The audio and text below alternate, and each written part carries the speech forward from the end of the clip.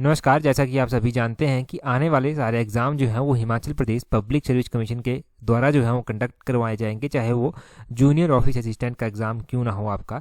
तो ये जो जूनियर ऑफिस असिस्टेंट का पेपर आज हम डिस्कस कर रहे हैं, ये प्रीवियस ईयर में Himachal Pradesh public service commission के द्वारा ही जो था वो कंडक्ट करवाया गया था। तो Himachal Pradesh public service commission ने ही इस पेपर को कंडक्ट करवाया था और अब जो पेपर कंडक्ट करवाए जाएंगे वो भी Himachal Pradesh public service commission ही कंडक्ट करवाएगा। तो इस पेपर को डिस्कस करने का मोटिव ये है कि आपको पता चल सके कि Himachal Pradesh public service commission जो है वो जूनियर ऑफिस असिस्टेंट के एग्जाम में किस तरह के क्वेश्चन जो है पूछ सकता है, क्योंकि ये पेपर हम डिस्कस करेंगे, यहाँ से पता चल जाएगा प्रीवियस ईयर में कैसे पूछे गए हैं और आगे कैसे पूछ सकता है। तो आप रिलेट यहाँ से कर पाएंगे और आपको काफ़ी हेल्प जो है यहाँ से मिलने वाली है। तो क्वेश्चन नंबर 1 से अभी हम स्टार्ट करेंगे। कंप्यूटर का क्वेश्चन है, बोलते हैं what is the full form of HTTP। अभी तो आप देखेंगे स्टार्टिंग में आसान क्वेश्चन भी है, टफ भी है, आपको पता चल जाएगा पेपर का।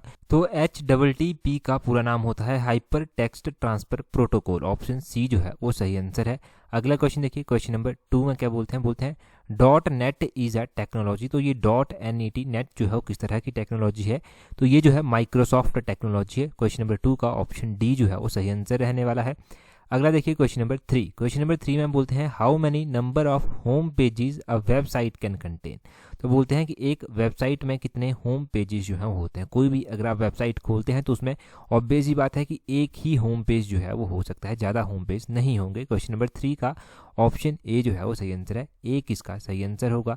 उसके बाद क्वेश्चन नंबर 4 देखिए, क्वेश्चन नंबर 4 में क्या बोलते हैं which of the following is not the function of OS यानी कि ऑपरेटिंग सिस्टम। तो बोलते हैं कि इनमें से ऑपरेटिंग सिस्टम का फंक्शन जो है वो कौन सा नहीं है। जब आपसे नहीं पूछा गया है तो डेटाबेस मैनेजमेंट, ऑप्शन डी जो है वो सही आंसर है। डेटाबेस मैनेजमेंट जो है ये ऑपरेटिंग सिस्टम का फंक्शन जो है वो नहीं है। उसके बाद क्वेश्चन नंबर 5 देखिए, बोलते हैं which of the following is not N OS। कौन सा इनमें से OS यानी कि ऑपरेटिंग सिस्टम नहीं है। ये क्वेश्चन बहुत बार पूछा गया है पहले भी एग्जाम्स में। तो ऑपरेटिंग सिस्टम की अगर हम बात करते हैं, यूनिक्स लिनक्स तो है, एंड्रॉयड भी है, माइक्रोसॉफ्ट भी है, परंतु ओरेकल जो है ये ऑपरेटिंग सिस्टम नहीं है, ये आपने ध्यान रखना है। और ओरेकल क्या है, ये देखो ओरेकल जो है वो डेटाबेस मैनेजमेंट सिस्टम है, डेटाबेस मैनेजमेंट सिस्टम है ओरेकल, ये भी ध्यान रखना है साथ में। कई बार पूछ लिया जाता है कि ओरेकल इज तो ये डेटाबेस मैनेजमेंट सिस्टम है, ये आपको पता होना चाहिए, DBMS इसको बोलते हैं। अगला क्वेश्चन है क्वेश्चन नंबर 6, बोलते हैं which of the following is a web browser. इनमें से कौन सा जो है वो वेब ब्राउजर है। यहाँ पर पूछते हैं which is a web browser, कि इनमें से कौन सा वेब ब्राउजर है। तो जब आपसे पूछा गया है कि कौन सा है तो आपने ध्यान रखना है कि इंटरनेट एक्सप्लोरर जो है ये वेब ब्राउजर है, गूगल वेब ब्राउजर नहीं है। गूगल क्रोम अगर होता तो ये वेब ब्राउजर होता। उसी तरह मोजिला, फायरबॉक्स, ये सारे जो हैं वो क्या है, ये वेब ब्राउजर के एग्जाम्पल हैं। क्वेश्चन नंबर 7 में बोलते हैं system software is an interface between. तो सिस्टम सॉफ्टवेयर बोलते हैं इंटरफेस होता है किस किस के बीच में। सिस्टम सॉफ्टवेयर का आपने ध्यान रखना है कि ये इंटरफेस होता है हार्डवेयर और एप्लीकेशन सॉफ्टवेयर के बीच में। ऑप्शन ए जो है वो इसका सही आंसर हो जाएगा। अगला क्वेश्चन देखिए क्वेश्चन नंबर 8, बोलते हैं which of the following is not a Microsoft Windows version. तो इनमें से बोलते हैं कि कौन सा माइक्रोसॉफ्ट विंडो का वर्जन नहीं है। देखो अगर बात की जा रही है ना कि नहीं है, जब नॉट आपसे पूछा गया है, ध्यान रखना है विंडो 7 जो है वो होती है, विंडो 8 भी होती है, विंडो XP भी होती है, परंतु विंडो 6 जो है वो नहीं होती। तो ये जो है ये माइक्रोसॉफ्ट विंडोज़ का वर्जन नहीं है, ये ध्यान रखना। लेटेस्ट विंडो कौन सी आई है, ये भी क्वेश्चन एग्जाम में पूछा जा सकता है, तो कमेंट करके आप बताएंगे कि लेटेस्ट विंडो जो है वो अभी कौन सी आई है। क्वेश्चन नंबर 9 में बोलते हैं which of the following is the keyboard shortcut to undo the last operation performed in Microsoft Office. तो अनडू और रीडू के लिए जो है वो कमांड्स होती हैं जिसमें कन्फ्यूजन रहता है। तो ध्यान रखना है कि अनडू के लिए Ctrl+Z कमांड जो है वो होती है। उसी तरह रीडू की कमांड भी जो है वो आपसे पूछी जा सकती है कि रीडू की कमांड जो है वो क्या होती है। तो रीडू की जो कमांड होती है वो होती है Ctrl+Y, इसमें Y लग जाता है, Z को हटाकर वो रीडू की कमांड बन जाती है। क्वेश्चन नंबर 10 देखिए, बोलते हैं there are dash reserve word in C. तो बोलते हैं देर आर कितने वर्ड जो है वो रिजर्व होते हैं सी में। तो क्वेश्चन नंबर 10 का जो है वो ऑप्शन है 32 जो है वो सही आंसर है। ये भी क्वेश्चन पहले रिपीट करके पूछा गया है। अब सी के क्वेश्चन चले हैं। ये मत सोचना कि पब्लिक सर्विस कमीशन सी या किसी इस तरह के लैंग्वेज के क्वेश्चन नहीं पूछता, डेफिनेटली पूछता है, पूछे गए हैं पीछे। अगले क्वेश्चन नंबर 11 में बोलते हैं which of the following is not an arithmetic operator in C. तो बोलते हैं इनमें से कौन सा अर्थमेटिक ऑपरेटर नहीं है सी में। जब नॉट आपसे पूछा गया है तो ध्यान रखना है कि सी लैंग्वेज में कुछ ऑपरेटर्स होते हैं, इनमें से हैज़ जो है वो ऑप्शन डी सही आंसर हो जाएगा। ये जो है वो अर्थमेटिक ऑपरेटर जो है वो नहीं है, ये ध्यान रखिए। क्वेश्चन नंबर 12 देखिए क्या बोलते हैं any statement in C language that starts with the character has is called a. तो बोलते हैं कि इसका सही आंसर क्या होगा कि कोई भी स्टेटमेंट सी लैंग्वेज में जो स्टार्ट होती है हैज़ से, उसको क्या कहते हैं, उसको जो है वो option A pre processor statement जो है वो कहा जाता है। Option A pre processor statement उसको कहते हैं। रैम की फुल फॉर्म पूछी गई है, बहुत ही आसान है, बहुत ही बार पूछा गया है, और रैंडम एक्सेस मेमोरी जो है वो इसकी फुल फॉर्म होती है। और रोम भी होता है तो रीड ऑनली मेमोरी जो है वो इसकी फुल फॉर्म होती है, वो भी ध्यान रखना। रैम और रोम दोनों की फुल फॉर्म पता होनी चाहिए। बोलते हैं क्वेश्चन नंबर 14 में बोलते हैं speed of operation of cache memory used in computer is slower then that of. तो बोलते हैं कि स्पीड जो होती है ऑपरेशन की कैशे मेमोरी में जो कंप्यूटर में इस्तेमाल होती है वो स्लोअर होती है। किससे स्लोअर होती है? तो ये स्लोअर होती है रजिस्टर इन सीपीयू से। रजिस्टर जो सीपीयू का होता है उससे स्लोअर ये होती है, ये ध्यान रखें।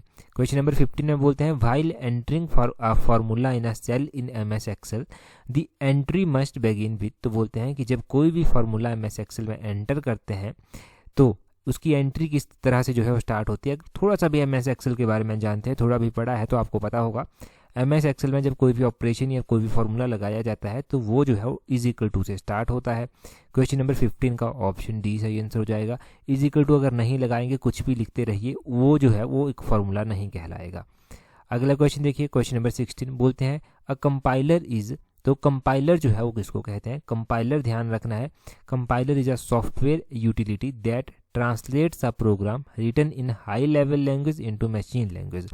ये यूटिलिटी सॉफ्टवेयर है जो ट्रांसलेट करता है हाई लेवल लैंग्वेज को मशीन लैंग्वेज में। क्वेश्चन नंबर 16 का ऑप्शन सी जो है वो सही आंसर हो जाएगा। अगला क्वेश्चन देखते हैं हमारे पास क्या है। क्वेश्चन नंबर 16 के पास क्वेश्चन नंबर 17 तो बहुत बार पूछा गया है। बोलते हैं बाइट कंसिस्ट ऑफ। तो एक बाइट में कितने बिट्स होते हैं? ध्यान रखना है कि एक बाइट में 8 बिट्स जो है वो होते हैं। ऑप्शन सी सही आंसर होगा। ऑप्शन सी 8 बिट्स सही आंसर है। क्वेश्चन नंबर 18 देखिए, बोलते हैं टर्म गीगाबाइट रेफर टू। तो जीबी बोलते हैं ना कि 1 जीबी डाटा दिन का मिलता है, 1.5 जीबी 2 जीबी डाटा दिन का मिलता है। तो 1 जीबी 1024 मेगाबाइट के बराबर होता है। 1024 MB के बराबर जो है वो होता है, ये आप ध्यान रखें। ये MB stand for megabyte, GB stand for gigabyte, TB भी होता है, टेराबाइट के लिए स्टैंड करता है। अगला क्वेश्चन देखिए, क्वेश्चन नंबर 19 बोलते हैं the full form of BCD is. तो BCD का पूरा नाम बताना है कि BCD का पूरा नाम क्या होता है। ये होता है binary coded decimal. Option D binary coded decimal जो है वो इसका सही आंसर है। ये BCD का पूरा नाम होता है। बहुत ही आसान है, परंतु फिर भी एग्जाम में क्वेश्चन जो है उस तरह से पूछे जाते हैं कि कन्फ्यूज़न हो ही जाता है। तो ध्यान रखना है कि प्रैक्टिस बहुत ज़रूरी होती है उसके लिए। क्वेश्चन नंबर 20 में बोलते हैं instruction and memory address in RAM of a computer are stored using. तो बोलते हैं इंस्ट्रक्शन और मेमोरी एड्रेस जो है रैम जो कंप्यूटर की होती है उसमें स्टोर की जाते हैं किसका इस्तेमाल करके? तो ये स्टोर किए जाते हैं by the using of binary digit. Binary digit जो 0 1 होते हैं, ये आपने ध्यान रखना है कि इनका इस्तेमाल करके जो है स्टोर किए जाते हैं। अगला क्वेश्चन देखिए 21 नंबर का क्वेश्चन। 21 क्वेश्चन में बोलते हैं computer on internet uniquely identified by. तो बोलते हैं कि कंप्यूटर जो होता है वो इंटरनेट पर ना उसका पता चल जाता है कौन सा कंप्यूटर है। तो कैसे पता चलता है? वो उसके IP एड्रेस से जो है वो पता चलता है। क्वेश्चन नंबर 21 का ऑप्शन सी सही आंसर है। IP एड्रेस किससे पता चलता है जी? IP एड्रेस से पता चलता है। और साथ में क्या ध्यान रखें, साथ में आप ये भी ध्यान रखें कि फ़ोन का भी IP एड्रेस होता है, तो फ़ोन का भी इस तरह से ही पता चल जाता है। जब आप पब्लिक सर्विस कमीशन की ही वेबसाइट यूज़ करेंगे तो नीचे आपका IP एड्रेस लिखा हुआ भी जो है वो आता है, वहाँ पर देखना, नोटिस करना उसको, वो भी आता है। 22 क्वेश्चन देखिए, बोलते हैं on the internet moving from one website to another is known as. तो बोलते हैं कि इंटरनेट पर एक वेबसाइट से दूसरी वेबसाइट पर जाने को क्या कहते हैं? तो वन वेबसाइट टू अनदर उसको क्या कहा जाता है? उसको आपने ध्यान रखना है, ब्राउजिंग कहा जाता है। कहते हैं ना कि ब्राउजिंग कर रहा हूँ, फटाफट ब्राउज करो, तो ब्राउजिंग उसको कहते हैं, वेब ब्राउज़र कहते हैं। तो इस तरह से ध्यान रखें। क्वेश्चन नंबर 23 देखिए, बोलते हैं इन इंटरनेट टर्मिनोलॉजी IP मीन्स। तो बोलते हैं कि इंटरनेट टर्मिनोलॉजी में जो है वो IP का क्या मतलब होता है? IP बड़ा ही कॉमन सा टर्म है और इसका मतलब होता है इंटरनेट प्रोटोकॉल। बहुत बार जूनियर ऑफिस असिस्टेंट जो पीछे पेपर हुए हैं उनमें ही पूछे गए हैं, आगे भी डेफिनेटली पूछा जाएगा। ये बड़े यूनिवर्सल क्वेश्चन है, बहुत बार पूछे जाते हैं। क्वेश्चन नंबर 24 देखिए, बोलते हैं the output printed by a computer through a printer on the paper is called. तो बोलते हैं कि एक आउटपुट जो प्रिंटर के द्वारा की जाती है, एक पेपर पर बाहर निकल कर आती है, उसे क्या कहते हैं? उसे हार्ड कॉपी कहते हैं। कई बार दुकान में जाते हैं तो दुकानदार पूछता है कि हार्ड कॉपी चाहिए या सॉफ्ट कॉपी चाहिए। सॉफ्ट कॉपी का मतलब हो गया कि वो पीडीएफ ही आपको सेंड कर देगा, हार्ड कॉपी का मतलब हो गया कि वो क्या करेगा? पेपर पे प्रिंट निकाल के जो है किसी चीज़ का देगा। क्वेश्चन नंबर 25 में बोलते हैं arrange in ascending order the unit of memory TB, KB, GB, MB. TB stand for terabyte, KB stand for kilobyte, GB stand for gigabyte, MB stand for megabyte. तो सबसे छोटा फिर बड़ा फिर बड़ा फिर बड़ा, सबसे बड़ा आपको बताना है। ठीक है, सबसे पहले क्या आएगा? सबसे पहले तो ऑब्वियस ही बात है केबी आएगा। तो सबसे पहले केबी आएगा, फिर केबी के बाद क्या आएगा? एमबी आएगा, उसके बाद मेगाबाइट होता है, उसके बाद जीबी होता है, गीगाबाइट, और उसके बाद टेराबाइट सबसे बड़ा होता है। सबसे बड़ा, फिर उससे छोटा, फिर उससे छोटा, फिर उससे छोटा। ये आपने ध्यान रखना है, असेंडिंग ऑर्डर में इसको बताना है। क्वेश्चन नंबर 26 देखिए हमारे पास क्या बोलते हैं। क्वेश्चन नंबर 26 में पूछ जाता है, बोलते हैं अब देखिए ये मत कहना है कि ये पेपर तो आसान था। अगर आसान था तो किसी इंडिविजुअल के लिए आसान नहीं था, सभी के लिए आसान था, और कट ऑफ ऑब्वियस ही बात है कि हाई जाएगी। अगर पेपर टफ आता है तो ऑब्वियस ही बात है सभी के लिए टफ है, गिने चुने बच्चों के लिए आसान हो सकता है। परंतु अगर टफ था तो वो टफ ही था, तो कट ऑफ उस हिसाब से जो है हो जाती है। ठीक है, इस बात को ज़रूर ध्यान रखें। तो टफ आसान सभी के लिए बराबर रहेगा। बोलते हैं which of the following component of CPU, यानी कि सेंट्रल प्रोसेसिंग यूनिट। तो सीपीयू का पूरा नाम पहले ध्यान रखना कि सेंट्रल प्रोसेसिंग यूनिट जो है वो इसका पूरा नाम होता है। अब इसके कंपोनेंट बताने हैं कि कौन कौन से हैं। इसके कंपोनेंट्स में एक एएलयू आता है, एक सीयू आता है, और प्राइमरी और मेन मेमोरी आता है, यानी कि अर्थमेटिक लॉजिकल यूनिट आता है, कंट्रोल यूनिट आता है, प्राइमरी मेन मेमोरी जो है वो आता है। क्वेश्चन नंबर 26 का ऑप्शन डी जो है वो सही आंसर हो जाएगा। ऑप्शन नंबर डी जरूर ध्यान रखना कि इसका सही आंसर है। आगे बोलते हैं what is the full form of URL. तो यूआरएल का पूरा नाम पूछा गया है। यूआरएल आपको पता है कि ये यूआरएल है, मैंने यूआरएल सेंड कर दिया, अब इसको खोल लेना। बोलते हैं यूनिफॉर्म रिसोर्स लोकेटर उसको बोलते हैं। ऑप्शन बी जो है वो सही आंसर होगा, uniform resource locator. Question number 28 देखिए क्या बोलते हैं। 28 क्वेश्चन नंबर में बोलते हैं which of the following documents, movies, images, photographs etcetera are stored. तो बोलते हैं कि in which of the following, कहाँ पर जो है ये स्टोर होते हैं। तो ये कहाँ पर स्टोर होते हैं? आजकल तो फ़ोन का ज़माना है, जब भी आप फ़ोन खोलेंगे तो फाइल मैनेजर, फाइल सर्वर जो होगा वहाँ पर जो है ये मिल जाएंगे सारे। ऑप्शन डी फाइल सर्वर जो है वो सही आंसर होगा, फाइल सर्वर पर जो है ये होते हैं। क्वेश्चन नंबर 29 देखिए, बोलते हैं what is the full form of GUI in reference to computer. तो बोलते हैं GUI का पूरा नाम जो है वो क्या होता है इन टर्म ऑफ कंप्यूटर, जब हम भी बात करेंगे तो GUI का पूरा नाम होता है graphical user interface. Option B जो है वो सही आंसर है, ग्राफिकल यूज़र इंटरफेस जो है वो इसका पूरा नाम होगा, और ये मोस्ट इंपॉर्टेंट है, ये ध्यान रखें। अगला क्वेश्चन देखिए, क्वेश्चन नंबर 30 बोलते हैं which are operations that are performed on RAM. बोलते हैं इनमें से कौन सा ऑपरेशन है जो रैम में जो है वो परफॉर्म किया जाता है। क्वेश्चन नंबर 30 का option C read and write both. ये रीड भी करती है, राइट भी करती है। रीड एंड राइट आपने ध्यान रखना है, ये दोनों फंक्शन जो है ये परफॉर्म करती है। क्वेश्चन नंबर 31 देखिए, बोलते हैं which of the following is the outcome of data processing. तो बोलते हैं कि इनमें से कौन सी आउटकम होती है डाटा प्रोसेसिंग की। तो information is the outcome of data processing, ये आपने ध्यान रखना है। Information is the outcome of data processing जो है वो सही है। अच्छा, टेलीग्राम पर ज्वाइन कर लेना, वहाँ पर आपको सारी PDFs वगैरह मिल जाएंगी, इंपॉर्टेंट करंट अफेयर्स, इंपॉर्टेंट क्यूजीज मिल जाएंगे। तो PDF पर ज्वाइन करने के लिए अपने टेलीग्राम से @allexam31 सर्च करना, allexam31 जो है वो सर्च करना, आपको हमारा टेलीग्राम जो है मिल जाएगा। तो यहाँ पर जुड़ जाएं अगर आपको आने वाला कंटेंट चाहिए, सारी PDFs चाहिए जो भी इंपॉर्टेंट होती हैं एग्जाम पॉइंट ऑफ व्यू से। 32 में बोलते हैं DNS in internet technology stand for. तो DNS किसके लिए स्टैंड करता है? DNS जो है वो स्टैंड करता है डोमेन नेम सिस्टम के लिए। ऑप्शन ए जो है वो सही आंसर है, डोमेन नेम सिस्टम के लिए ये स्टैंड करता है DNS, ये ध्यान रखना 32 का। 33 में बोलते हैं which of the following operation is not performed by a computer. तो इनमें से कौन सा ऑपरेशन जो है वो कंप्यूटर के द्वारा परफॉर्म नहीं किया जाता। तो कंप्यूटर कंट्रोल चीज़ों को कर लेगा, कंप्यूटर आउटपुट भी देता है, इनपुट भी लेता है, परंतु ये अंडरस्टैंड चीज़ों को नहीं करता। अगर ये अंडरस्टैंड करने लग पड़ा तो कंप्यूटर और इंसान में क्या फ़र्क रह जाएगा? सिर्फ इसको जो कमांड दी जाती है उसको ये फॉलो करता है, इसमें जो प्रोग्राम्स किए होते हैं उसके अकॉर्डिंग ये काम करता है। क्वेश्चन नंबर 34 देखिए, बोलते हैं the folders in an operating system are based on dash structure. तो बोलते हैं कि फोल्डर जो है वो किस स्ट्रक्चर के ऊपर जो है वो बेस्ड होते हैं। तो फोल्डर जो है वो इन्वर्टेड ट्री के ऊपर जो है वो बेस्ड होते हैं, इन्वर्टेड ट्री के ऊपर। ऑप्शन सी जो है वो सही आंसर होगा, 34 का ऑप्शन सी जो है वो सही आंसर है। इन्वर्टेड ट्री कुछ इस तरह से होगा, ये होगा और उसके बाद इसकी ब्रांचेज जो है वो आगे आगे चलकर फैल जाएंगी, इस तरह से आगे ब्रांचेज जो है वो फैलती रहेंगी, कुछ इस तरह से समझिए। अगला क्वेश्चन देखिए 35 नंबर क्वेश्चन, बोलते हैं which of the following alignment will apply by default when some text is entered in a cell in a worksheet of Microsoft Excel। तो बोलते हैं कि बाय डिफ़ॉल्ट कौन सी अलाइनमेंट जो है वो आती है जब आप कोई भी टेक्स्ट जो है वो एंटर करते हैं MS Excel में। तो 35 का जो है वो ऑप्शन बी जो है वो सही आंसर है, लेफ्ट अलाइनमेंट। ऑप्शन बी जो है वो सही आंसर होगा, लेफ्ट अलाइनमेंट ध्यान रखना है।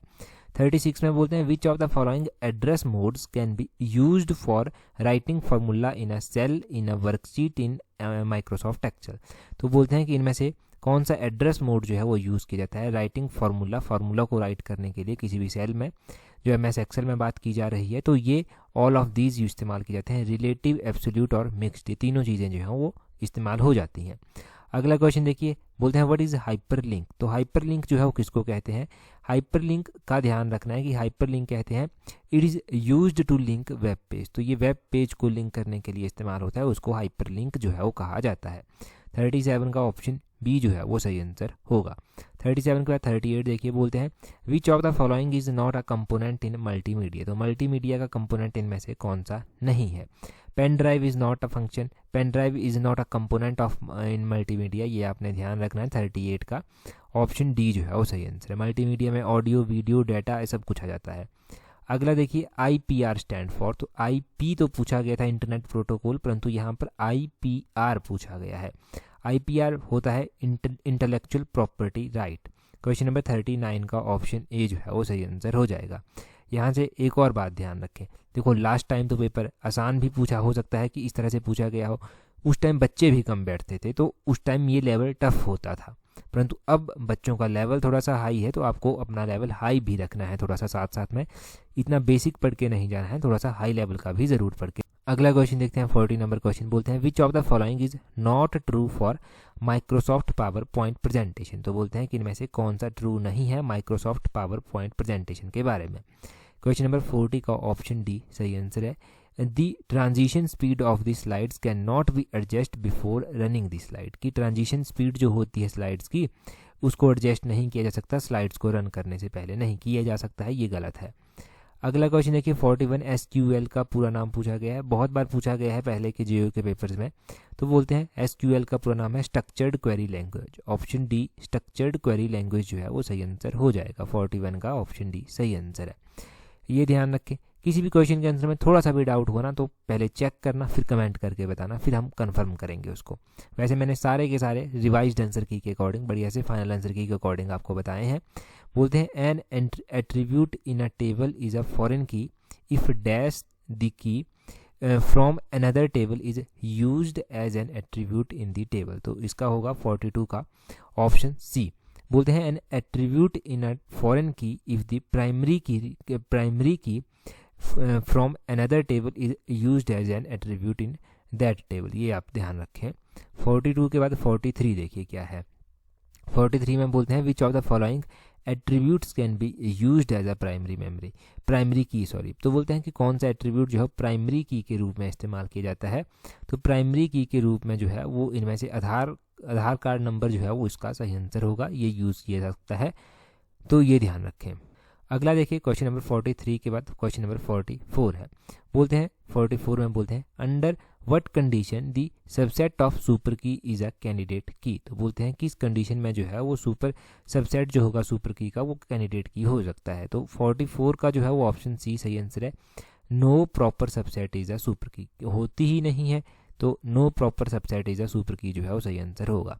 आगे 45 में बोलते हैं create table employ name varchar ID integer what type of statement is this. तो बोलते हैं कि ये किस तरह की स्टेटमेंट है, ये DDL स्टेटमेंट है। ऑप्शन डी जो है वो सही आंसर हो जाएगा। DDL स्टेटमेंट है।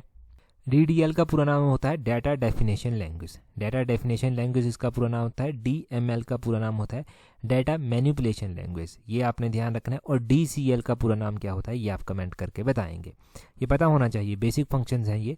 अगला क्वेश्चन देखिए 46 बोलते हैं which of the following devices can be used to connect a computer to internet through a telephone line. तो बोलते हैं कि कौन सी डिवाइस जो है वो इस्तेमाल की जाती है कंप्यूटर को इंटरनेट से कनेक्ट करने के लिए थ्रू टेलीफोन लाइन। तो इसके लिए कौन सी डिवाइस इस्तेमाल की जाती है, आपने ध्यान रखना है कि इसके लिए जो है वो मॉडेम यूज़ किया जाता है। ऑप्शन ए जो है वो सही आंसर होगा, मॉडेम सही आंसर है। 47 देखिए बोलते हैं which of the following does not work on the principle of magnetization. तो बोलते हैं कि इनमें से कौन सा मैग्नेटाइजेशन के प्रिंसिपल के ऊपर वर्क नहीं करता। तो जिसमें मैग्नेटाइजेशन नहीं होता वो पेन ड्राइव है, ये एडवांस थोड़ी सी टेक्नोलॉजी है, बाकी तो थोड़ी पुरानी टेक्नोलॉजीज हो गई हैं। ये मैग्नेट बेस्ड जो था वो होती थी, ये आप समझिए इस तरह से।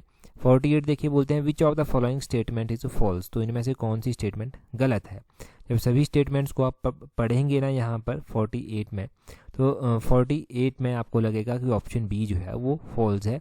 Keyboard can be used as an output device. Keyboard जो है वो आउटपुट डिवाइस के रूप में इस्तेमाल नहीं होती, कीबोर्ड एक इनपुट डिवाइस है, ये आपने ध्यान रखना है। कीबोर्ड माउस ये इनपुट डिवाइस के जो है वो एग्जाम्पल आते हैं। 49 में बोलते हैं which of the following is not a key on keyboard of a normal PC. तो बोलते हैं कि इनमें से कौन सी जो है की नहीं होती है एक नॉर्मल पीसी में। तो नॉर्मल पीसी में ध्यान रखना है कि SYS इस तरह की कोई की नहीं होती, प्लस F टैब ये सारी तो की होती ही होती हैं, परंतु SYS की कोई नाम की आपने कभी देखी नहीं होगी अपने कंप्यूटर पर, अपने पीसी पर, अपने लैपटॉप पर। 50 में बोलते हैं internet is an example of. बोलते हैं कि इंटरनेट जो है वो किस तरह का एग्जाम्पल है। इंटरनेट जो है वो वैन का एग्जाम्पल है, wide area network. Option C सही आंसर। ध्यान रखें लैन वैन होते हैं, लैन होता है लोकल एरिया नेटवर्क, ये आपने ध्यान रखना है, और वैन होता है वाइड एरिया नेटवर्क, ये भी फुल फॉर्म आपसे पूछी जा सकती है। और उसी तरह मैन हो गया मेट्रोपॉलिटन एरिया नेटवर्क, ये भी आप ध्यान रखना। ये तीनों के तीनों आपसे पूछे जा सकते हैं फुल फॉर्म के रूप में भी। तो इस तरह से लिंक करना है इनको। और ये जो पेपर हुआ था ना, इसमें बता दूं कि 50 ही क्वेश्चन जो था वो पूछा गया था, जो हमने डिस्कस किया। इसकी PDF आपको टेलीग्राम पर प्रोवाइड करवाई जाएगी। टेलीग्राम पर ज्वाइन करने के लिए अपने टेलीग्राम से @allexam31 सर्च करना, जल्दी ही आपको PDF मिल जाएगी थोड़े टाइम में। तो PDF के लिए उससे पहले तो आंसर यहाँ पर देख लिए, PDF के लिए थोड़ा सा इंतजार करना, वो भी प्रोवाइड करवा दी जाएगी टेलीग्राम पर @allexam31 सर्च करके। तो इस वीडियो में इतना ही काफ़ी है। That's all for today. Thank you very much for watching and listening it very patiently.